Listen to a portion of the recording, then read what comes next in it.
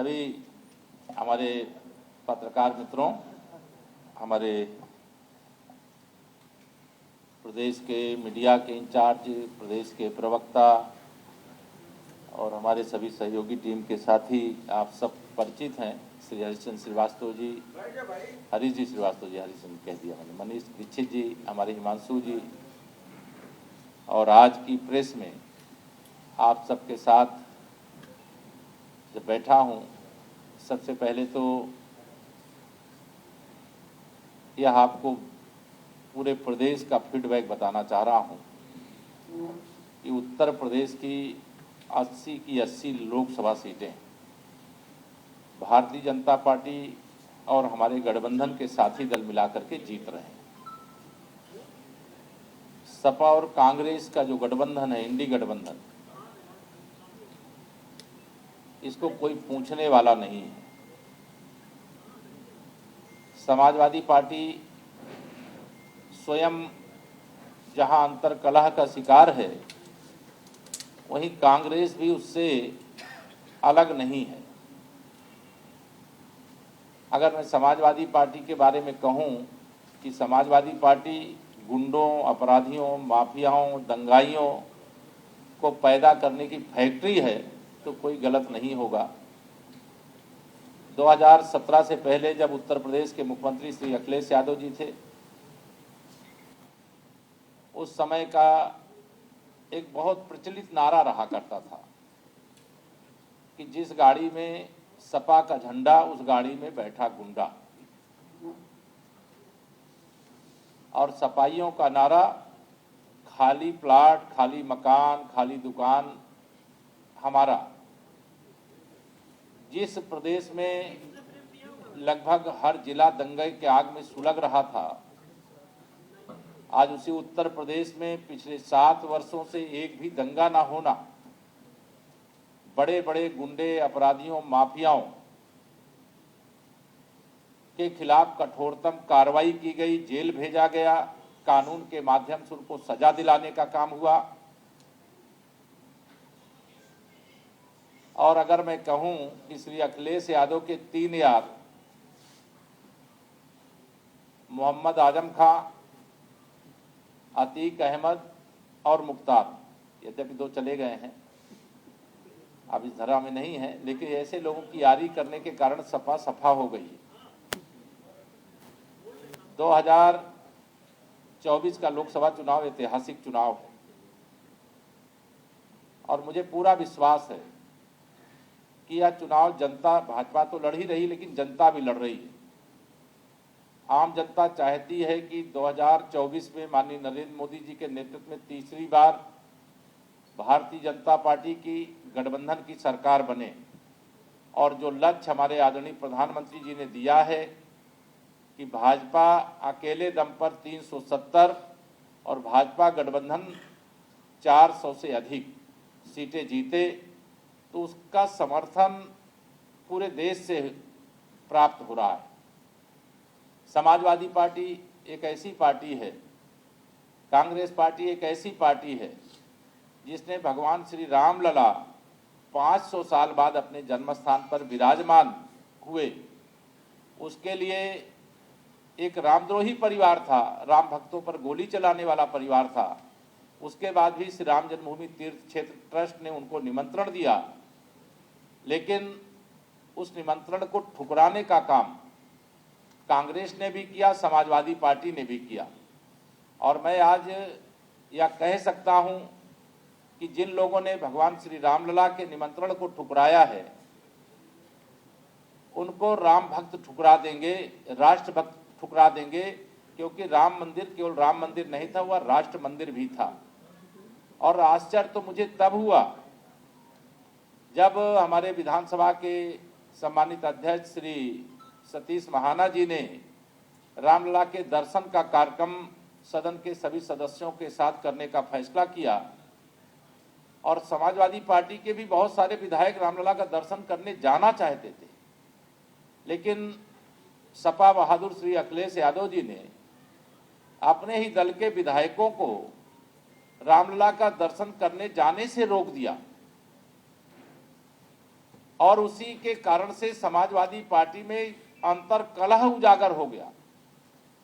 राज्यसभा के चुनाव में बहुत सारे सपा के विधायकों ने अंतरात्मा की आवाज पर मतदान किया और समाजवादी पार्टी का तीसरा प्रत्याशी चुनाव हार गया। आज जो अहंकार भरी बातें समाजवादी पार्टी या कांग्रेस पार्टी या बहुजन समाज पार्टी में सपा बसपा कांग्रेस तीनों को अगर कहूं कि इनका भविष्य उत्तर प्रदेश की राजनीति में समाप्त है तो कोई गलत नहीं होगा। मैं सपा को इसीलिए समाप्तवादी पार्टी कहता हूं, बसपा को बिल्कुल समाप्तवादी पार्टी कहता हूं और कांग्रेस मुक्त भारत की बात करता हूं।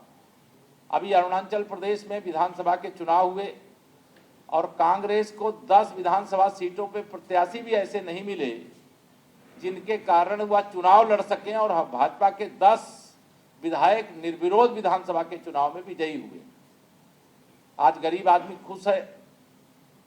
महिला सशक्तिकरण के क्षेत्र में जितना शानदार काम हुआ है उस काम का डंका पूरे देश और पूरी दुनिया में बज रहा है। हमारे उत्तर प्रदेश की आबादी 25 करोड़ है, लेकिन 10 वर्ष के माननीय नरेंद्र मोदी जी के शासन में 25 करोड़ लोग देश में गरीबी रेखा से बाहर निकल गए। जब केंद्र में इसी इंडी गठबंधन की सरकार थी और उसके पहले जब श्री राजीव गांधी जी की अगुवाई में सरकार थी तो वह संसद में खड़े होकर के बड़े गर्व से कहते थे कि अगर हम दिल्ली से 1 रुपया भेजते हैं तो जिसके पास भेजते हैं 15 पैसा पहुंच पाता है। लेकिन हमें गर्व है 56 इंच के सीने वाले प्रधानमंत्री माननीय श्री नरेंद्र मोदी जी के ऊपर। उन्होंने 10 वर्ष में 34 लाख करोड़ रुपया विभिन्न योजनाओं का पैसा लोगों को भेजा, 52 करोड़ जनधन के खाते खोल करके भेजा और पूरा 34 लाख करोड़ पहुंचा। अगर ये कांग्रेस और सपा की सरकार होती तो 5 लाख करोड़ लोगों के पास पहुंचता और 29 लाख करोड़ का घोटाला ये कर लेते। तो कांग्रेस और सपा को मैं अगर कहूं कि ये भ्रष्टाचार की जननी है तो कोई गलत नहीं होगा। ये पिछड़ों के, दलितों के, अगड़ों के, किसानों के, युवाओं के, महिलाओं के विरोधी हैं। जब इनकी सत्ता थी सबके साथ अन्याय होता था। आज ये पीडीए की बात करते हैं। इनका पीडीए परिवार डेवलपमेंट अथॉरिटी के अतिरिक्त कुछ है ही नहीं। गरीब की भलाई की जगह गरीब का शोषण करने वाले ये लोग हैं। उत्तर प्रदेश की चुस्त और दुरुस्त कानून व्यवस्था, विकास की योजना का उत्तर प्रदेश सहित देश की जनता को लाभ, रामलला का भव्य मंदिर का निर्माण 500 साल के बाद, जम्मू कश्मीर से जो अनुच्छेद 370 की दीवार थी उसको ढहा करके मजबूत भारत के निर्माण की नींव वहां पर रखी जा चुकी है। और जिस प्रकार से जम्मू कश्मीर हो, चाहे तमिलनाडु हो, चाहे केरल हो, चाहे आंध्र प्रदेश हो, चाहे कर्नाटक हो, दक्षिण भारत हो, पश्चिम भारत हो, पूर्वी भारत हो, उत्तर भारत हो, भाजपा की आंधी चल रही है। और बहुत बड़ी विजय जो हम लोगों ने लक्ष्य रख करके काम किया है उसके अनुसार भारतीय जनता पार्टी को सफलता का शिखर मिलता हुआ दिखाई दे रहा है। और मुझे ये कहने में भी कोई संकोच नहीं है कि समाजवादी पार्टी के मुखिया श्री अखिलेश यादव जी का मनोबल टूट चुका है। समाजवादी पार्टी भी बिखर गई। सपा हो, बसपा हो, कांग्रेस हो, इन दलों में भगदड़ की स्थिति मची हुई है। आज सबको भाजपा का भविष्य दिखाई दे रहा है और भाजपा में वह अपना भविष्य भी तलाश रहे हैं। इससे बड़ी संख्या में भाजपा परिवार का हिस्सा बन रहे हैं। मैं आज यह भी जरूर कहूंगा कि श्री अखिलेश यादव जी का जैसे अपराधियों से नाता है वैसे भ्रष्टाचारियों से भी नाता है। और अपराध और भ्रष्टाचार या एक दूसरे के पूरक हो गए इंडी गठबंधन के लिए। और इसका जवाब 19 अप्रैल से पहले चरण का जो चुनाव हो रहा है 8 सीटों का, वो 8 सीटें भारतीय जनता पार्टी जीतने जा रही है। और चरण वाइज हम उत्तर प्रदेश की 80 की 80 लोकसभा सीटें जीत करके माननीय नरेंद्र मोदी जी के नेतृत्व में सरकार बनाने का काम करेंगे। जी,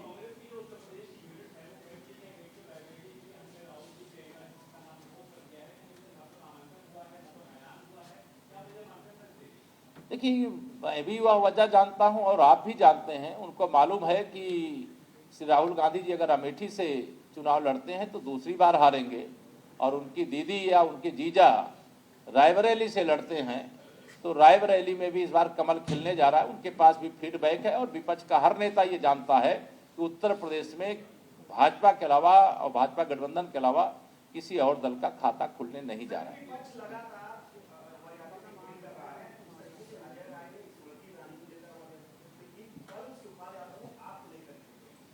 मैं जानता हूं उनको 2017 और 2014 का जो गहरा घाव लगा है अभी भरा नहीं है।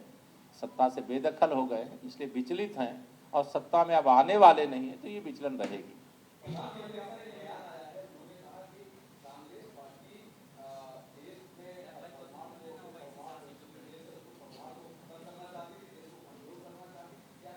देखिए, जो परमाणु शक्ति संपन्न बनाने का काम कांग्रेस अपने शासनकाल में कर सकती थी, वह साहस वह नहीं कर सकी थी।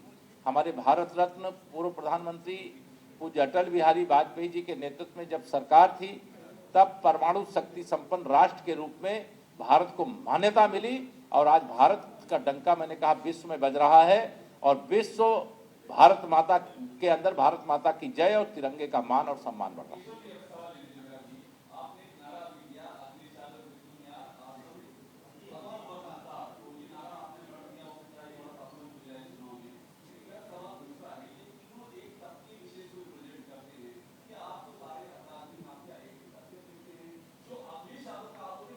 अपराधी को तबके से मत जोड़ा करिए, अपराधी को अपराधी के रूप में जोड़ा करिए। वो फिट हो रहा था नारा, इसलिए हमने जोड़ दिया उसको। जी हाँ,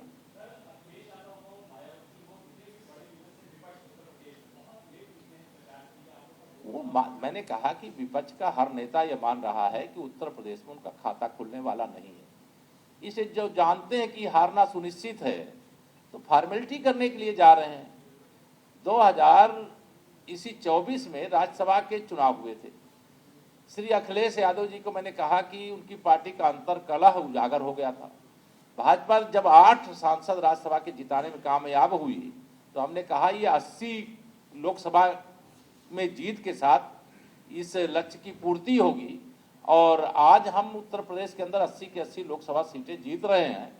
ये हमें भी विश्वास है और आपको भी विश्वास है।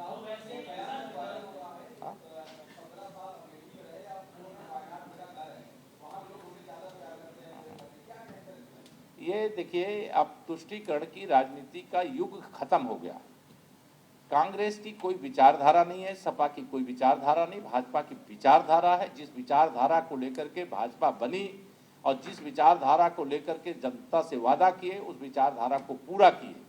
हम सबका साथ सबका विकास अगर नारा दिए तो 80 करोड़ लोगों को प्रधानमंत्री गरीब कल्याण अन्न योजना का राशन मिल रहा है। अगर 2047 तक विकसित भारत की गारंटी माननीय नरेंद्र मोदी जी ने दिया, तो मेरे प्रधानमंत्री जी ने ही कहा कि मोदी की गारंटी का मतलब गारंटी की भी गारंटी है।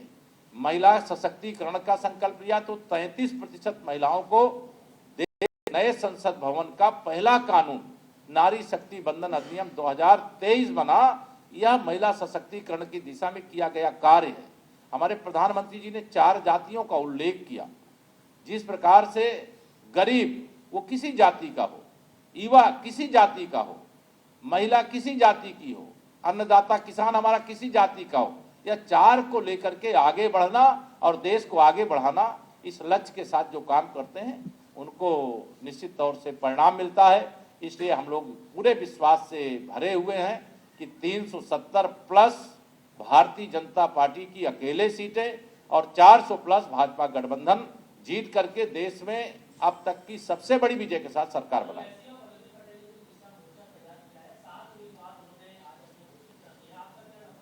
मुझे कोई नुकसान, मैं समझता हूँ मेरी पार्टी किसी के कारण से कुछ नहीं योजना बनाती, बल्कि भारतीय जनता पार्टी का मेरा बूथ सबसे मजबूत।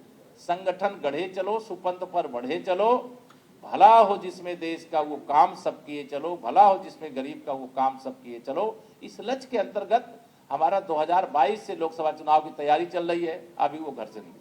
संजय सिंह ने अखिलेश यादव के साथ प्रेस कॉन्फ्रेंस की थी। आए संजय सिंह ने अखिलेश यादव के साथ प्रेस कॉन्फ्रेंस कर ये बात कही थी कि पीएम की जो गारंटी है वो भ्रष्टाचारियों को बीजेपी में भू माफिया, शराब माफिया सब आपस में मिल गए हैं, लेकिन उसका जवाब जनता दे रही है।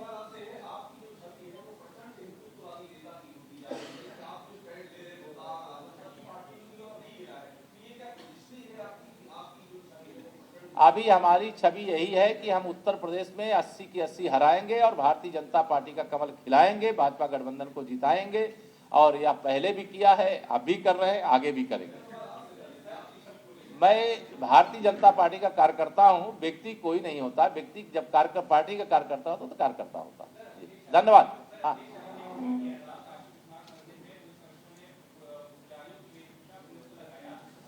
उनको सनातन से नफरत है और इस नफरत का जवाब और हिसाब 2024 के चुनाव में होने जा रहा है। जब सपा सफा हो जाएगी, सपा जब समाप्तवादी पार्टी हो जाएगी, जब सपा कांग्रेस गठबंधन का खाता नहीं खुलेगा और जब सपा एक परिवार की पार्टी सैपई की भविष्य में प्रधानी जीतना भी उनको मुश्किल हो जाएगा। धन्यवाद।